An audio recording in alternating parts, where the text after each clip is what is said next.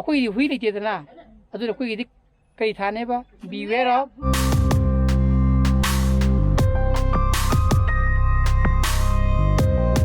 Good morning guys, welcome back to my channel. मैं नूंगाइबीना खन्ने. आश वाव सही मुझे यूँ लाउने है. हमें से.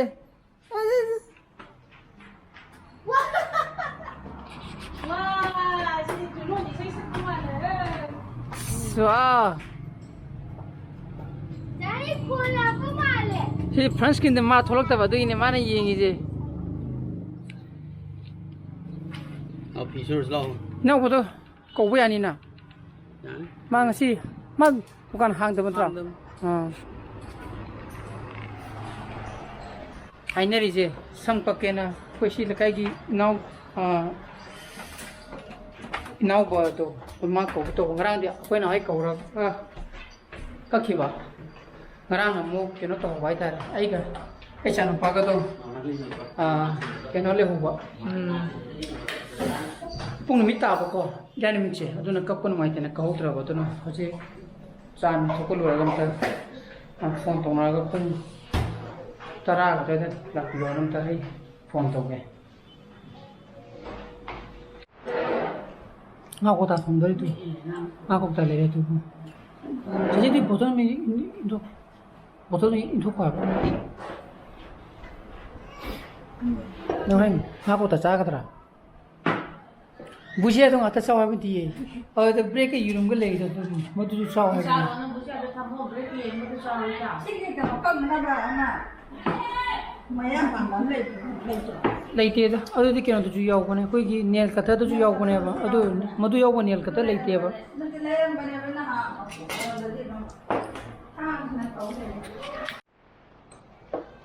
आई तो के फिर आई ते को फिर से यार होइसे यार होइए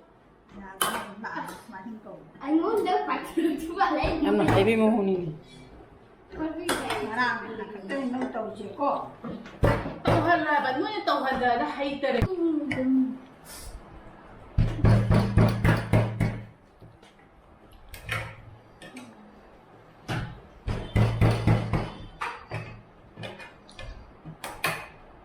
chui đi à này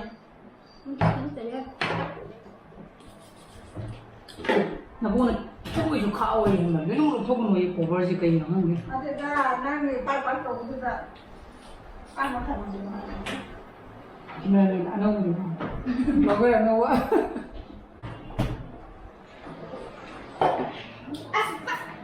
지금 너 어떻게 아스 너 버전 하이데래 이거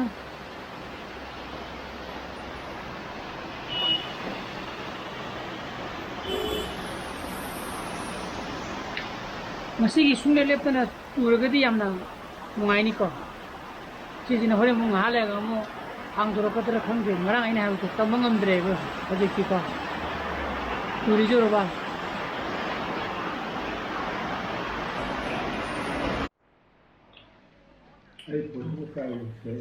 chile boi 아우다 통도 되게 시즈나 거기네 거기 호시 모름도 옹해도 거기 좀더 좀 모이는 좀 통한 것들 보면 싸면 걸 내보고 그래버대 포토 맛있게 노트들이 여행들이나 업데이트 여행들이 나 짜인들나 하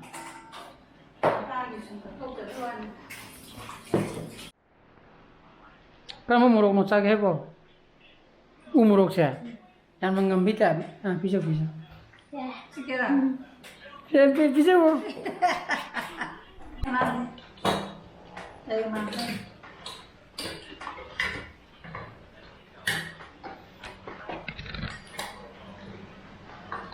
कोई दिक्कत ना चारा के ना कर सा तनिक जो ना चाहता कि वो कोई तो को 그러게 그만 또 나 이런 거 하려 깨라 나 깨라 이런 거 하려 깨라 나 하려 이런 거 해라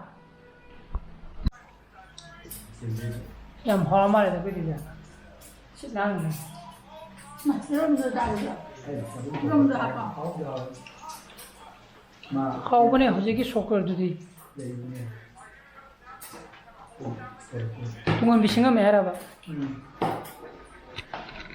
너 이전에 버리마디 잉하 통모도 모두 잉하도 깨까지 지금 가야는 와야니 저번에 마사지 가 그랬고 좀 잡이 아니면 그랬고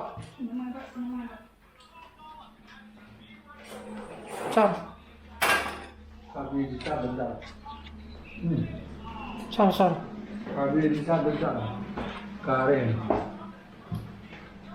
Susut. 나도 배워. ngасai sam ka kanina tawbudo ai inau pada haidi pau phongan bane ba auto phone to kan da phone pai ke ba auto pasam gumba kam go to malen hai to pol pe tu torok tri ba auto ma tawra ga di haidi mana kram kan da sangino to pau phonga raga ka ko tara ga di ngasi ni michida ka hola ne ko haidi mu sandi le shela aduna yang ge hoya mu ni talak kung ma ni da mu phone to raga फन कोई सनिंग देना खाना जो timing की जरूरत है तो याद है को सक्सा भी समझला है तो को 12 मिनट काम चले सक्सा आ गया इंजांग जिंग सागी 세지 카나오지. 소설 이게 소설이 마고다 통화가 내가 사기 딱본에는 뭐는 통제랄까 kapinda koi nau pa dun ko mui la swaitala tum hogli ba ama je ko ai di mama ga pa ga di bishal sakin harama ba adai 끼리에 걸. kaka ni basum denge ma kappa bane kidu bi kappi ba karam le mji masuli ji कमाल तुम ले हो बने बा और आईना मैंने तो बता तुम चॉकलेट ले Kapoor la no me ina ha na ko inu chap ya ro mi akela so de ye ai kai so ama je ngo na ngi ya da ne ngo khong chin ji la pam mi ba pi ma sa je akoi ni to ina chakada ba nangi ne pong ya de na a de si gi o pi ma ta le je ma pa ji ne kai hu ri ba ngo ne chin ji de khong de ne pam mo ra to ri ya re kadai no dia so kadai no ige yan diye o lele ai ka gari so ti me na sa pa mana thogi me Aku baik pergi ando je. yau re ko ni to noi da sai gamla lai je na moi ngrang haina bne ba aina pe ga ko ni ton ga lo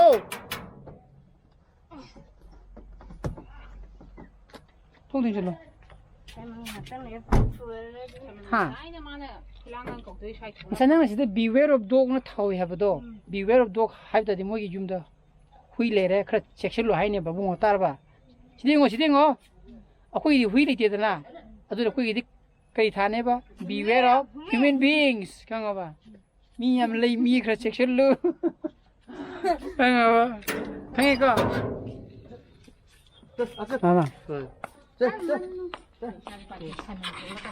Simon क्या पा रहे हाँ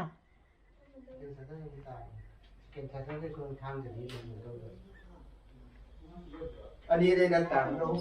아시들인데 이하가 맛이 부르가 아이스테다 이제 더. 데피니시를 정하잖아.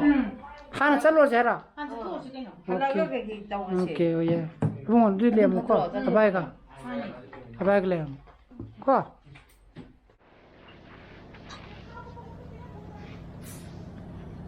리젝 술래 하 리젝 나 그만 또. 아 뭐이 와네. आम मनुंग दे ले दुने है 어디 아이가 아이야 가야라 맞다. 시진이 को कमला 하고 계세요.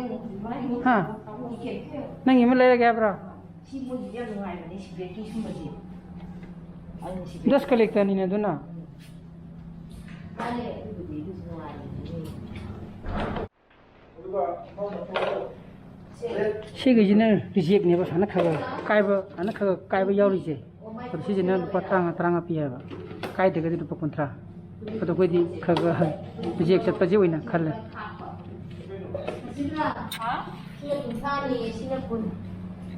ꯑꯗꯨꯅ ꯔꯤꯖꯦꯛ ꯆꯠꯇꯕꯅꯤꯅ 시나네 뽀크라 간다봐 누나 시 리젝 맴 라이제 ꯂꯩꯕ ꯂꯣꯏꯔꯦꯕꯀꯣ ꯑꯩꯈꯣꯏ ꯁꯤꯒꯤ ꯒꯝꯂꯥꯁꯤꯡꯁꯦ ꯍꯥꯏꯗꯤ ꯃꯣꯏ ꯁꯤꯗ ꯁꯥꯖꯕ ꯒꯝꯂꯥꯅꯦꯕ ꯑꯗꯨꯅ ꯍꯣꯡꯉꯦ ꯄ꯭ꯔꯥꯏꯁꯁꯦ ꯑꯗꯨꯝ ꯔꯤꯖꯦꯛ ꯅꯠꯇꯕꯤꯗ ꯉꯁꯥꯏꯒꯤ ꯂꯨꯄꯥ 50 ꯄꯤ ꯍꯥꯏꯕꯗꯣ ꯂꯨꯄꯥ 50ꯗꯒꯤꯅ ꯑꯗꯩ ꯈꯔ ꯑꯗꯨꯝ ꯃꯣꯏ ꯀꯌꯥꯐꯧ ꯂꯩꯕꯖꯥꯠꯅꯣ ꯔꯦꯟꯖꯁꯦ ꯂꯨꯄꯥ 50ꯗꯒꯤꯅ ꯀꯌꯥꯐꯧ ꯑꯣꯏꯗꯣꯏꯅꯣ ꯑꯣ ꯍꯩ ꯂꯨꯃꯨꯛ ꯑꯆꯧꯕ ꯃꯌꯥꯝ ꯑꯗꯨꯝ ꯊꯥꯔꯒ ꯂꯨꯄꯥ 10ꯗꯒꯤꯅ 140 ꯐꯥꯎꯕ ꯍꯥꯏꯗꯤ ꯑꯍꯟꯕꯗꯅꯤꯀꯣ ꯍꯥꯏꯗꯤ ꯔꯤꯖꯦꯛ ꯅꯠꯇꯕꯤꯗ ꯑꯗꯣ ꯈꯔ ꯔꯤꯖꯦꯛ ꯑꯣꯏꯕꯗꯨꯅ ꯃꯣꯏꯅ ꯄꯩꯁꯥ ꯈꯔ ꯇꯥꯅ ꯌꯣꯜꯂꯦꯕꯀꯣ ꯑꯩꯈꯣꯏ ꯁꯤ ꯃꯅꯤꯄꯨꯔꯗ ꯁꯥꯖꯕꯅꯦꯕ ꯉꯁꯥꯏꯅꯕꯗꯣ ꯑꯩꯈꯣꯏꯒꯤ ꯁꯣꯝꯒꯤ ITBꯗꯒꯤ ꯔꯤꯒꯨꯂꯔ ꯃꯥꯗꯤ ꯑꯣꯄꯣꯖꯤꯠ ꯆꯨꯝꯅ ꯆꯪꯕꯗꯣ ꯆꯨꯝꯅ ꯆꯪꯉꯛꯑꯅꯤ ꯁꯣꯝꯗꯅ ꯁꯦꯟ ꯖꯣꯁꯦꯞ ꯆꯠꯂꯤꯗꯅꯀꯣ ꯁꯣꯝꯗꯅ ꯀꯩꯅꯣ ꯆꯠꯇ꯭ꯔꯥ ꯑꯦꯞꯁꯦ ꯑꯗꯨ ꯆꯨꯝꯅ ꯊꯧꯖꯤꯜꯂꯛꯑꯦꯗꯅ ꯑꯗꯨꯒ ꯑꯍꯥꯟꯕ ꯂꯦꯐ ꯁꯥꯏꯠꯀꯤ ꯕ꯭ꯂꯨ ꯄꯥꯟꯕ ꯒꯦꯠꯇꯨꯅꯦꯕ ꯁꯤꯗ ꯁꯥꯖꯕ ꯄꯣꯠꯅꯤꯀꯣ ꯍꯥꯏꯗꯤ ꯃꯣꯏ ꯁꯤꯒꯤ ꯏꯟꯗꯁꯇ꯭ꯔꯤ ꯃꯃꯤꯡꯁꯦ GK ꯄ꯭ꯂꯥꯁꯇꯤꯛ ꯏꯟꯗꯁꯇ꯭ꯔꯤ ꯍꯥꯏꯕ ꯉꯁꯥꯏ ꯑꯩꯅ ꯍꯥꯏꯔꯤꯕ ꯖꯒꯥꯗꯣ ꯃꯣꯗꯨ ꯑꯗꯨꯝ ꯆꯪꯕꯤꯔꯒ ꯑꯗꯨꯝ ꯌꯥꯔꯅꯤꯀꯣ ꯅꯣꯏꯁꯨ ꯑꯃꯨꯛ ꯌꯧꯔꯛꯑꯃꯦꯅꯦ ꯍꯥ ꯕꯕꯥ ꯌꯥꯗ꯭ꯔꯦ ꯅꯤꯡꯉꯥꯏ ꯇꯧꯗꯅ ꯑꯃꯨꯛ ꯂꯥꯛꯑꯦꯗ ꯁꯤꯗ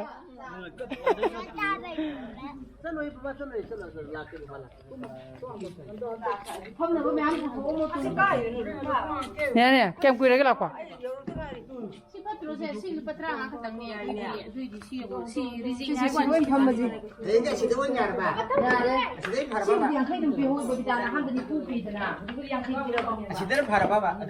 시내 팔아.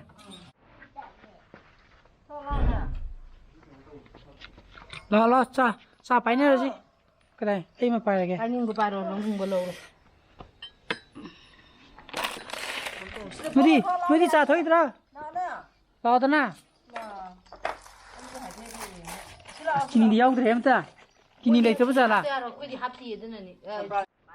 तो सिदैना अखोइ निने हाइजे सिजमा फमिजे सिदि नांगि ब्लॉक तो याउदिदना माना कोइ निने अहुम सुबिनेबा सांया प्रो केनोदा माय कुबिदा ओंबा हजुबुदि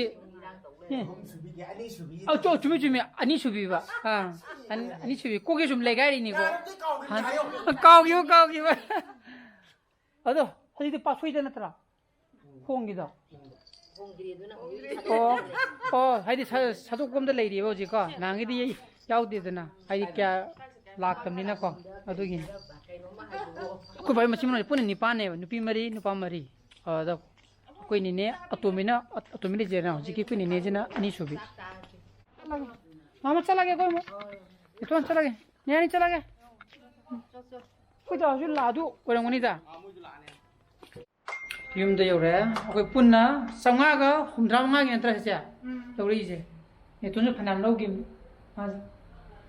पोतो दिनंगी दा तुने सातु तो क्या नता सातुका आइदे नोय येंगा लेजिंगो 만데다 여러 nangi poraje oximeter이 work 좀 말.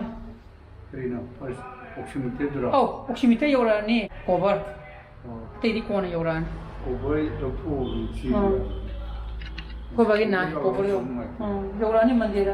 마시되기 마시제 뿡은 아니 마이다 केनो थादो करे क्वालिटी अदन नोम काला कांदे यौरे अदि हाइयें कालनिना हमसि डिलीवरी ला अदुगा केनो सिसिएन चाइ करे सिर थाना फुट मेचे मरी येंजे को बाजु त मरे दिने अमेजन हापुबुदि प्रोजेक्ट पलाम चेंखले माजु आइने येंगे कइनो 인자는데 해고 무줄 하라데 올 라마ले 까드는 누자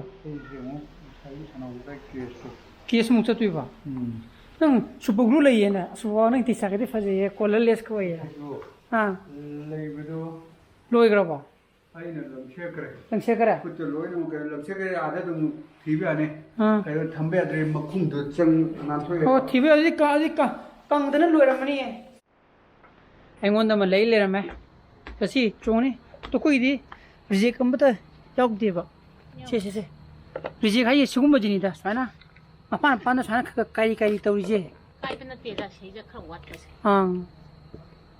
그래 카에 보드는 이제 뭐 플라스틱시 앞에 해시. 어떤 어떤 얌파래 나는 리즈네블이고 머니푸르도 사래 포체 종리 밑에가 지금 그래 까리까리 또 보마 많이 저런 봐 어디지 인천에 그렇군요.